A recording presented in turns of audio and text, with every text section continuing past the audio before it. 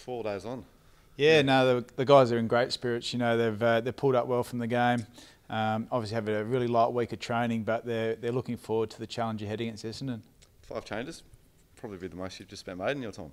Yeah, obviously 2 forced with Dean Kent and Christian Petrarca out of the team and 3 omissions, but it's a lot of changes. But I think on a 5-day break, it gives us a chance to bring some fresh guys into the team. There's a few guys that didn't play last week in the VFL, and obviously the VFL have had a 7-day break. So a chance to bring some fresh legs in, 5 changes, and you know, that's not unusual with this sort of break. Can you talk us through Christian Petrarca? When did you find out, and how long might you be without him for? Yeah, look, it wasn't ideal. A fair few things come across your desk as a senior coach, but you know, dog bite's a new one, and to obviously lose a player from a dog bite's disappointing. So you know, he'll be missed, but it's unusual, it's abnormal, but they're the sort of things that get thrown up every now and then. How did it happen? How did it happen? Was he at home? What has he told you? From what he's told me, he was breaking up a fight between his 2 dogs. He got bitten, and obviously from there it's become infected. Great to see Tom back. What does he bring you in a structural sense? Yeah, it's important for Tom. You know, he had a fantastic pre-season. You know, we trained him up all summer as a forward, so you know, he's an important part of our team and he's an experienced player. But you know, he provides a real contest aerially for us and a real predictability about how we play. So it's great to get him back. I know he's been really looking forward to this opportunity. It's been, you know, 5 or 6 weeks now where he hasn't been able to play. So you know, it's just a great thing for the Melbourne Footy Club to get an experienced player back. Does he help with that connection between, I guess, the forwards and the mids?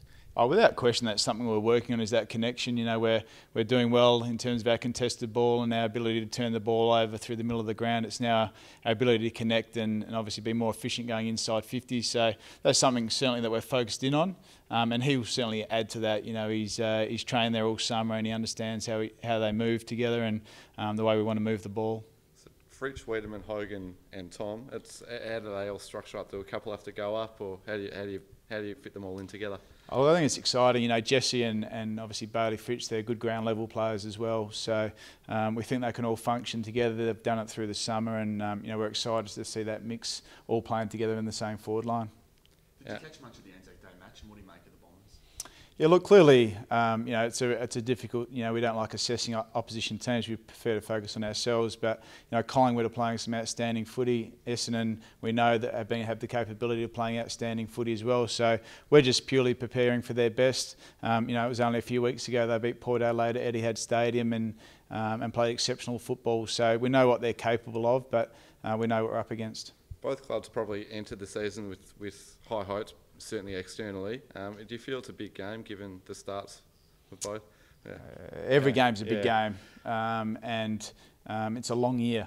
Every club will go through little cycles where they're in and out of form. At the moment, we're coming in out of a cycle where, you know, we thought we made some progressions last week, but we know that every game's an important game, and this is no different. So, you know, win or loss, it's a game of footy, but we need to play our best footy and the way that we want to play. Not sure if you've seen Jack Lever's words today, but open up on, you know, a tough start to the year he's copped. Do you think he's copped it a little bit too heavy so early into his journey at Melbourne?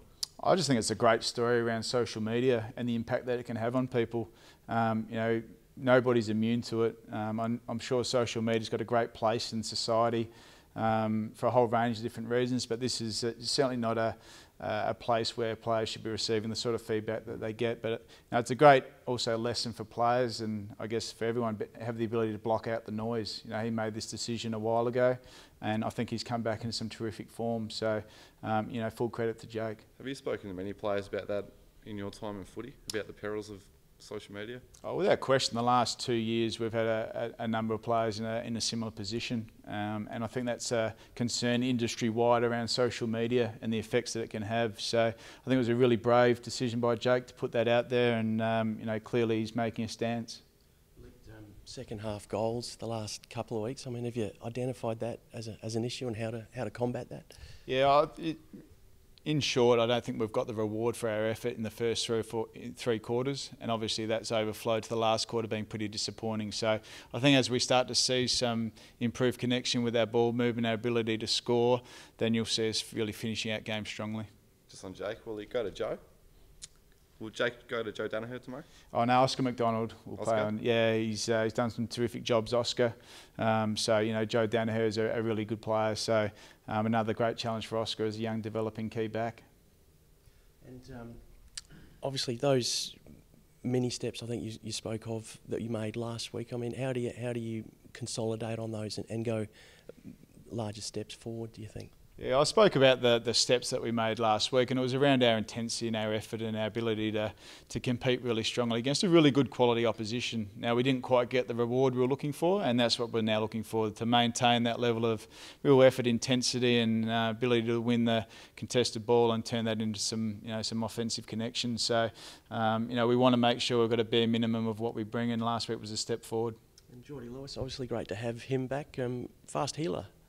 Yeah, look, he had that operation on his hand, and it's great to get another experienced guy back. We missed him last week, his ability to lead our footy team and be a part of our leadership group. So anytime you get those guys back, it's a great position to be in.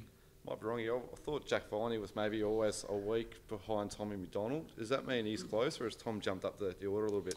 Yeah, look, Jack's still 2 weeks away. Yep. Tom had a full pre-season. So the difference being is that Jack's now doing a mini pre-season, so he's still a couple of weeks away. So we want to make sure he's got enough load into him to get through the whole year, and he's on track to play in a couple of weeks' time. What do you want to see from Jeffy Garlett to earn his spot back? Yeah, look, we know what Jeffy's best can do. He's a really strong contributor in our forward half, but he's got to do some things in his game that haven't been there in the last few weeks, and he's really well aware of those. But we're hopeful that he can get that bit back really quickly at VFL level. Thanks, Simon.